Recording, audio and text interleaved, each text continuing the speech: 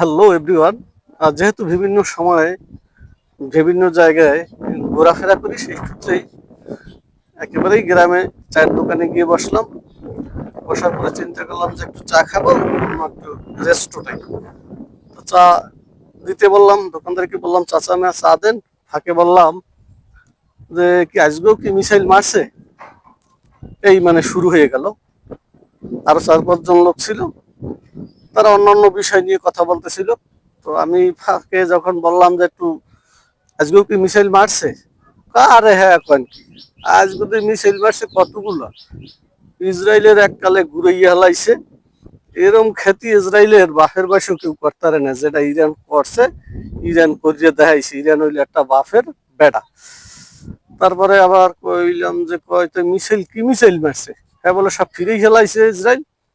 আরে ভাই কি মিসাইল, হ্যাঁ মারছে হইলো যে ইয়া শব্দের গতির চেয়ে 7 গুণ বেশি, ক্রুজ মিসাইল। তা আমি কইলাম যে ক্রুজ মিসাইল কি আবার, হ্যাঁ কি যাইয়া সরাসরি আঘাত করে, লাগিয়ে যায় ইসের লাগে। তা কয় যে আরেকজনে কয় যে ক্রুজ মিসাইল হইলে শব্দের চেয়ে গতিতে চলে, যেখানে টার্গেট করে সেইখানে মনে করেন যে যাই লাগে। যে আপনি যেন বইয়ে যে মনে করেন চা খাইতে আছেন, এককালে এই দোকান পাশাইয়া এককালে নিশানা করিয়ে দেবে, ওই দোকানে যাইয়েই লাগবে। এই হইলো ব্যাপার। ওই তাই না। তারপরে কইলাম যে যুদ্ধ তো থামবে না। কয় যুদ্ধ তো থামা লাগে, নাইলে তো সমস্যা হয়ে যাইবে আমাগো, এই তেলের দাম বাড়িয়ে যাইবে। হ্যাঁ, আবার আর একজনে কাকা ইউরিয়ানের দ্বারা আরো অস্ত্র আছে। আমি কই, তা কি অস্ত্র আছে? হয় যে এই যে হরমুজ প্রণালী আছে না। হরমুজ প্রণালী কি? আবার আর একজনে কইলে হরমুজ প্রণালী আছে। কি হরমুজ প্রণালী? কয় যে ইন্ডিয়া যে সাগর আছে না, এই সাগরের ভিতর দিয়া এই জাহাজ গুলায় যে তেল গুলায়, সেই তেলগুলো যে লইয়া সেই তেলগুলো আটকাই দিলেই তো এই আমেরিকা অন্যান্য চীন সেইগুলো দিয়ে যাইবে। ওই তাই, ওই ইরান একলা পারবে না। আর ইরান রে একলা আমেরিকা আর ইসরায়েল মিলে ধ্বংস করে দিয়ে লাইবে না, পারবে না। আপনারা যাইছে এখন না, ইরান লাগে ওই রাশিয়া আছে না, আবার চায়না আছে না, হেরা যে তেল আনে। হ্যাঁ, পাকিস্তান আবার পারমাণু বোমা দিতে কইছে, দিয়ে দেবে কইয়ে দেছে। তারপরে আমি কই খেতেও পারবে না, মনে হয় খারাপ। কয় না, ইরান বাফের বেটা, হেরা পারবে যে হেগোদারে মিজাইল আছে লাখ লাখ। একটু পরমাণু বোমা ইরান যে বানাইবে, এতে অসুবিধা কি? এবার এইটাই তো কয় আরেকজন খাই হেলার বলা, এই লিগেই তো সমস্যা। এবার বানাইবে আর হারা বানাই দেবে না, একই লিগে। হ্যাঁ অস্ত্র আছে, এও পারবে না। এরকম বলার পরে মানে আমি একটু জাস্ট সাধারণ কথা শোনার জন্য ফাঁকে এরকম মাঝে মাঝে বিভিন্ন জায়গায় গিয়ে বলি। তো তার ধারাবাহিকতা এরপরে তো বললাম তাই যুদ্ধ তো শেষ হয়ে যাইবে, আর যাওয়ার পরে তাহলে এই যে যুদ্ধ হয়ে গেল, তাহলে যুদ্ধে জেতলে কেটা? ইরান কয় আমরা জিতছি, আবার ওই যে আমেরিকা কয় আমরা জিতছি, ইসরায়েল ইসরায়েল ইসরায়েল কয় আমরা জিতছি, তো জেতলে কেটা?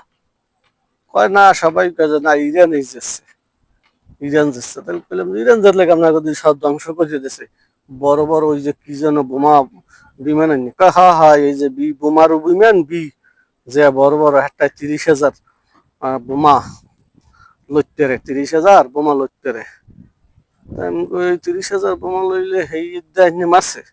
হ্যাঁ আমার দেখেন না খবরে 6টা ফুটো হচ্ছে, 6টা ফুটো হয়ে ইরানের পরমাণু ধ্বংস হয়ে দিয়েছে। আবার দা বাড়া হয় না, ধ্বংস আসছে না, কিছু হয় না। ইরান কইছে না মানে খালি 3-6টা ফুটো হচ্ছে, হে মাল হার আগেই সবাই গেলাইছে। এই অনেকক্ষণ চলতে রয়েছে সব কথাবার্তা। তাই কইলাম তাহলে জেত লেগে না, আসলে সবাই তো দাবি করে কয় ইরানই জিতছে, আমরা ইরানের পক্ষে, আমরা মুসলমান না। যাই হোক, অনেক কথাবার্তা সবাই বললো, শুনলাম। আরো অনেক কথা, সব কথা তো আমার মনে নাই। সবাই বলা বলি করার পরে পরে চিন্তা করলাম যে যাই হোক, এই কথা দিয়ে এখন ঘুরাইতে হইবে। বললাম যে যাই হোক, যা আছে যে আমাকে তো সামনে আবার ইলেকশন দেশে, তো ইলেকশনে আবার কেডা কি যেতে করতে না, মাল জিনিসের দামও তো বাড়ছে। এই আবার টোটাল আরো 5-7 জন ছিল যারা দোকানে, হ্যাঁ পুরা চেকতে উঠছে। আল্লাহ, যে মনে করছিলাম আমাকে ভালো, হ্যাঁ ভালো না, এই যে সেইটা হ্যাঁ, এই যে অমুকে যাইবে এবার, হুম, এই এখন ওইদিকে কথাবার্তা শুরু হয়ে গেছে রাজনীতি লইয়া। আর তেলের দাম যেন না বাড়ে এইসব লই চলতে আছে থাকে। আমি চিন্তা করলাম যাই, যা যা শুনলাম মোটামুটি ভালো অভিজ্ঞতা হয়েছে।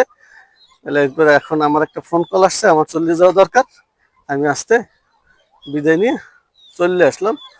এই বিষয়টি শেয়ার করলাম এই যে যে আমাদের দেশের গ্রাম বাংলা এখনো চায়ের দোকানে সব ধরনের রাজনীতি, আন্তর্জাতিক রাজনীতি অর্থাৎ international politics and other things also, এবং সবাই বুদ্ধিজীবী। তো যাই হোক, তাদের কথা শুনে ভালো লাগে, আপনারাও মাঝে মাঝে শুনবেন, শুনলে ভালো লাগবে। দেখবেন যে এক একজনে এক একটা কথা কয়। তো ওখানে আর একটা কথা রয়ে গেছে, আমি বলছিলাম যে এই ক্রুজ মিসাইল কি, ক্রুজ মিসাইল হইলে যে মনে করেন যে আপনি এই যে চা খাইতেছেন না, আপনারে আপনারে ঠিক করে সাজিয়ে দেবে, আপনার গায়ে গিয়ে লাগবে, এইটা হইলো ক্রুজ মিসাইল। আমি কই তাই নাকি? আহা, আপনার খবর দেখেন না? আমি কই, দেখি কিন্তু অত তো সময় তাই না, ব্যস্ততা এই দৌড়ের মধ্যে। এই যাই হোক, ক্রুজ মিসাইল টিসাইল লইয়ে সব গপ্প টপ্প করে এরপর শেষ পর্যন্ত আমি চলে আসি। তো এই হলো আমাদের। এরপরে বাংলাদেশের কথা ওঠা যে আমাকে মিসাইল আছে কিনা অমুক তমুক, তো এই সময় তো সবাই দুই আছে বাল আলাইছে অমুক তমুক, একটা এখন পর্যন্ত একটা মিসাইল বানাইতে নাই, বিদেশে বোঝাই এই ইরান এক মিসাইল আসলে দেখিয়া হারা বাঁচতে গেছে। আর আমাকে দেশে এখন পর্যন্ত একটা মিসাইল বানাইতে না, লাখ লাখ টাকা কত কোটি কোটি টাকা খরচ করে। হ্যাঁ, তারপরে আবার কেউ কয় যে আমরা তো লাফাই অমুক তমুক, আমাকেও একটা মিসাইল মারলে এই তো ঠাইতেরি না। এইসব আকাশ প্রতিরক্ষা টোকা লইয়া মানে যুদ্ধ বাজার পরে আমাদের দেশে সবাই মানে সামরিক বিশেষজ্ঞ হয়ে গেছে চায়ের দোকানে বইও। এদিক দিয়ে খুব ভালো, কিন্তু এই লোকগুলোই আসলে আবার টাকায় বিক্রি হয়েছে। নিজের দেশ মাতৃকার ভালোবাসা, কেন ভালো মানুষকে ভোট দেয় না, ভালো চিন্তা করে না, খারাপ মানুষের সাথে চলে। আবার এই লোকগুলোর মধ্যে কিছু কিছু লোকগুলো আছে ছোটখাটো মাদক ব্যবসার সাথে জড়িত থাকে।